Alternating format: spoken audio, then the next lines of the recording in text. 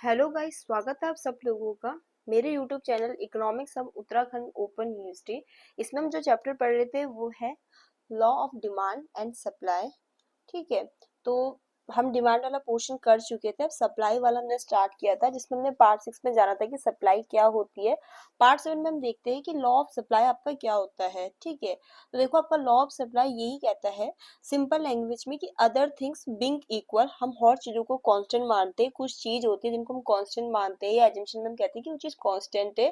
तो direct relationship होता है आपका किसके बीच में, जो प्राइस है गुड्स का और जो क्वांटिटी सप्लाई हो रही है। मतलब अगर प्राइस गुड का इंक्रीज होगा तो जो क्वांटिटी सप्लाई है वो भी इंक्रीज हो जाएगी, और प्राइस अगर घटता है तो जो क्वांटिटी सप्लाई हो रही है वो भी डिक्रीज हो जाएगी।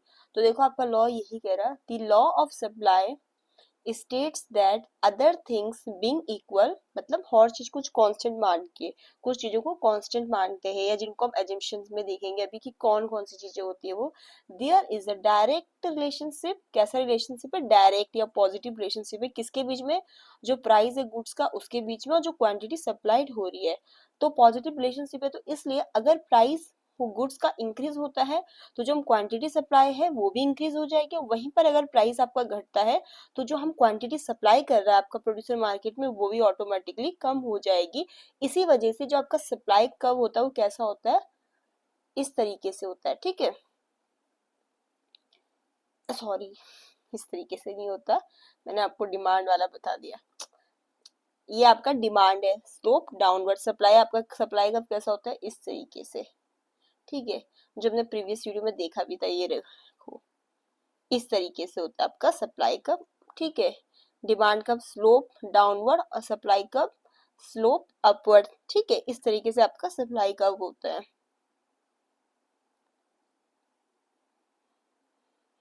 अब देखो हम कुछ एजम्पशंस देखेंगे लॉ ऑफ सप्लाई की। एजम्पशन से हम बोले थे ऐसी कंडीशन जब इनके अंडर जो है आपकी लॉ ऑफ सप्लाई ट्रू होगी। ठीक है, कि इन एजम्पशंस को माना जाता है या अदर थिंग्स कांस्टेंट कौन सी होती है वो ये चीजें हैं। ठीक है, तो वन बाय वन करके जानते हैं कि कौन कौन सी ये चीजें हैं। ठीक है, फर्स्ट है आपका, पहले हम ये एजम्पशन लेते हैं कि आपकी जो टेक्नोलॉजी है उसमें कोई भी चेंज नहीं हुआ है। No change in technology. Technology आपकी कैसी है, कांस्टेंट है। ठीक है, तो पहला ये एजम्पशन होता है कि जो टेक्नोलॉजी यूज हो रही है प्रोडक्शन में वो कांस्टेंट रहती है। कब, जब भी हम एनालिसिस पीरियड की बात करें उस दौरान। ठीक है, तो उस समय आपकी जो है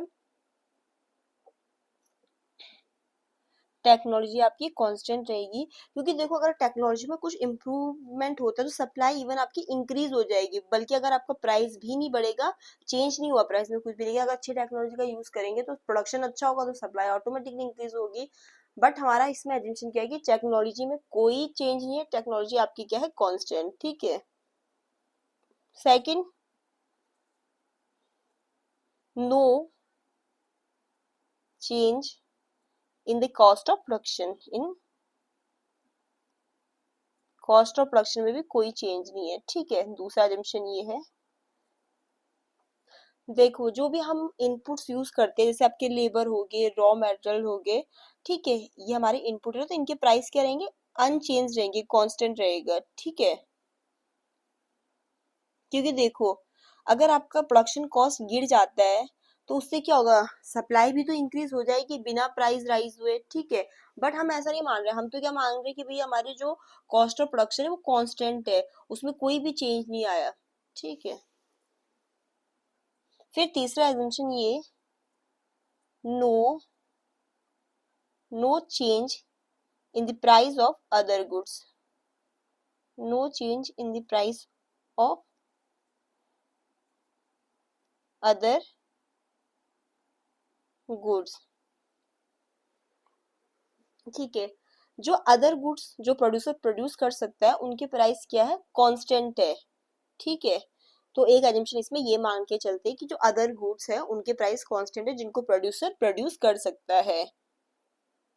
क्योंकि देखो अगर प्रोड्यूसर और भी तो गुड्स को प्रोड्यूस करता है, अगर उसको वो गुड्स क्या बोलते हैं उसको प्रोड्यूस करना उसके लिए ज्यादा प्रॉफिटेबल है। ठीक है, तो प्रोड्यूसर क्या पता अपने रिसोर्सेज उसमें शिफ्ट कर दे, ठीक है। अगर दूसरा गुड्स जो है वो उनके लिए ज्यादा प्रॉफिटेबल बन जाएगा तो वो उसमें शिफ्ट कर देंगे। बट हम तो ये मान के चलते हैं एजम्पशन में कि कोई भी चेंज नहीं होता है, जो आपके प्राइस है अदर गुड्स के वो कैसे रहते हैं, कांस्टेंट रहते हैं। फिर कि गवर्नमेंट की पॉलिसीज में भी कोई चेंज नहीं होता है, no change in government policy,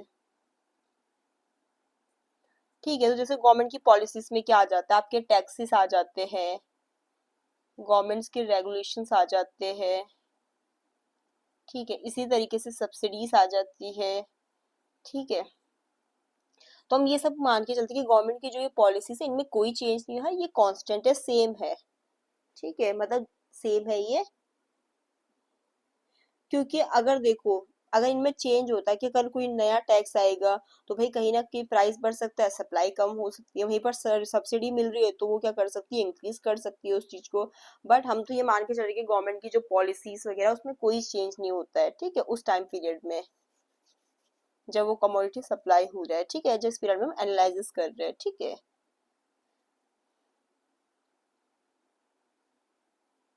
फिर no change in weather conditions, ठीक है। ये किसके लिए किया जा रहा है, स्पेशली एग्रीकल्चर प्रोडक्ट्स के लिए।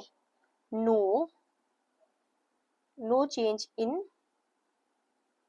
वेदर कंडीशन, कौन सी प्रोडक्ट की बात कर रहे हैं हम, एग्रीकल्चर प्रोडक्ट की बात कर रहे हैं।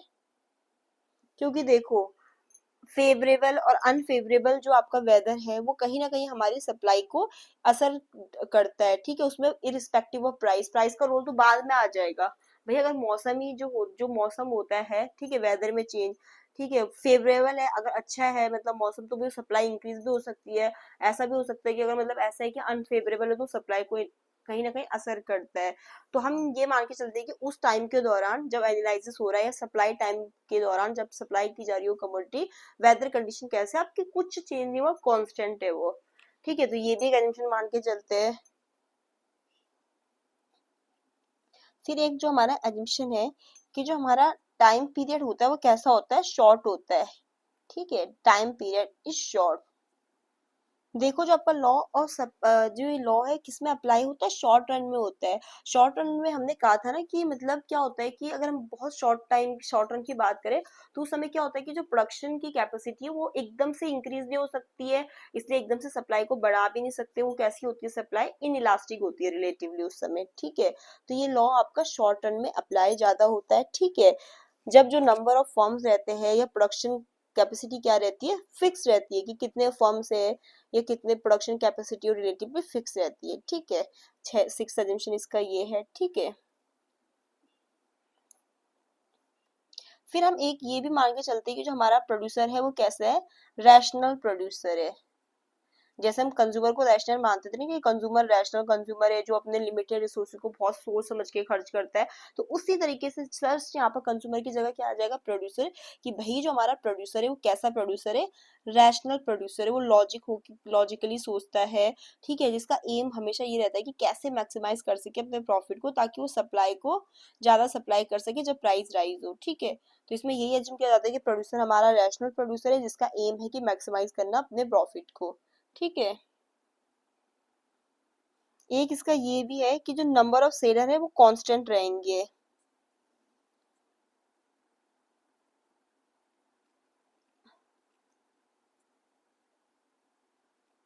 Number of sellers remain constant.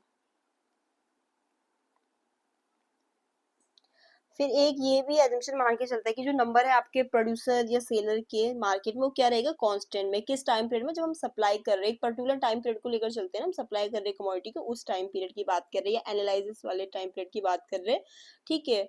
क्योंकि देखो कहीं सेलर इंक्रीज होते हैं तो कहीं ना कहीं आपकी सप्लाई भी इंक्रीज हो सकती है, रिगार्डलेस ऑफ प्राइस, ठीक है। उसमें प्राइस का रोल तो बाद में आएगा, ठीक है। बट हम ये मान के चलते हैं कि जो आपके नंबर ऑफ सेलर है वो क्या है, कांस्टेंट है।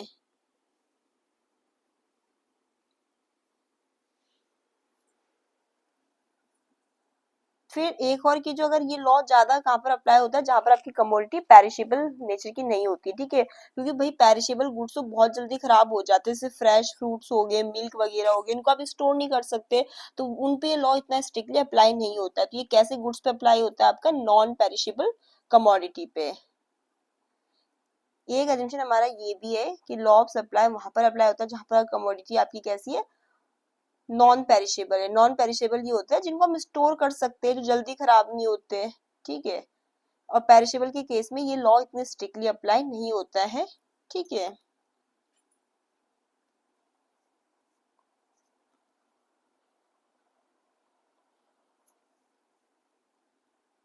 फिर एक इसमें लास्ट एजम्पशन ये है कि कोई एक्सपेक्टेशन नहीं होती कि फ्यूचर में प्राइस चेंज होगा। No expectations.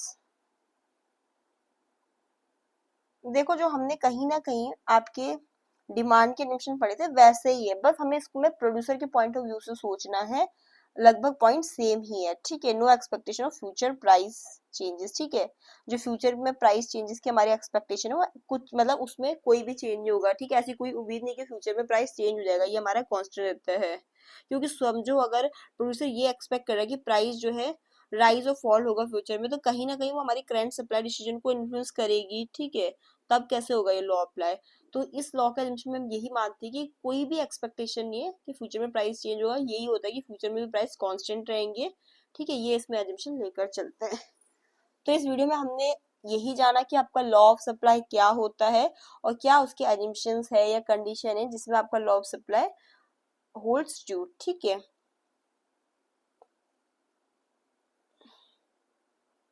आज की वीडियो में इतना ही। वीडियो पसंद आई हो तो प्लीज लाइक शेयर सब्सक्राइब जरूर करें चैनल को। Thanks for watching my video.